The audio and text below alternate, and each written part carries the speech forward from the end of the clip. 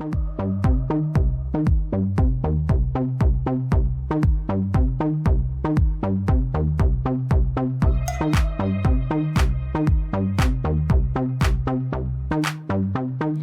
so there's been a lot of progression for sure, and a lot of the athletes carrying that training and that great successful season that we've had from cross over to track. I will say there has been a little bit of a hangover this year compared to last year, as far as I think they put a lot of work in to win those 2 championships.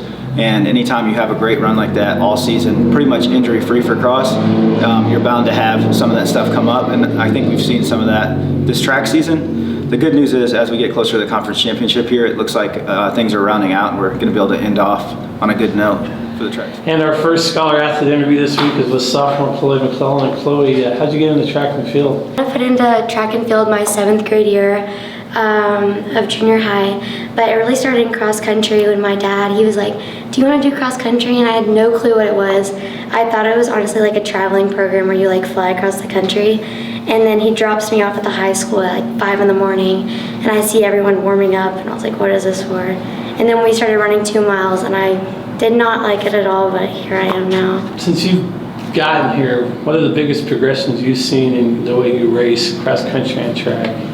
I've seen a lot of progression, and I think that has to do a lot with my teammates. They're really, really supportive. They're really competitive. My roommate, Savannah Danner, she's always right there, and she is one of the main reasons like where I am now, because we're both competitive, so it's always we're racing each other, which is really, really helpful. What's your favorite event on the track then? I think the 1500, that might be because I had a 7-second PR this last race, which I was not expecting, but it was really nice. And finally, what's it like to be a part of the McMurray Track and Field family for you?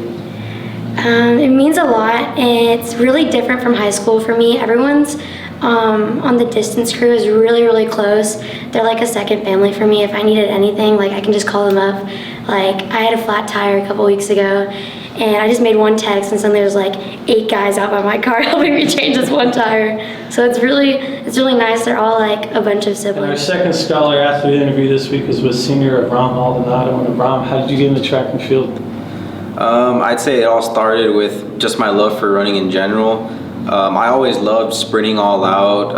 I originally started in soccer and always sprinted to the ball. I was always the first one there. And eventually when I tried out in middle school, that's what I was, a sprinter. And over time, I transferred over to mid-distance and long distance. Since you've been here, what are the biggest progressions you've seen out of yourself in track and field?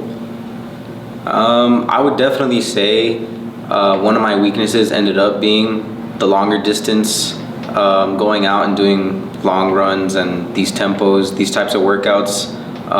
This program really, really built me up to make my weaknesses one of my strengths. Now I completely enjoy it. Strong suits such as the 800 or mid-distance races in high school got even stronger. So I'd say that was a really good progression for me. As you get ready to wrap up your career here, what has it meant to you to be a part of the McMurray Track and Field family? It really has meant a lot. I had no idea, even though I loved running, I had no idea if I was going to get the opportunity to continue after high school, even though it was one of my biggest goals.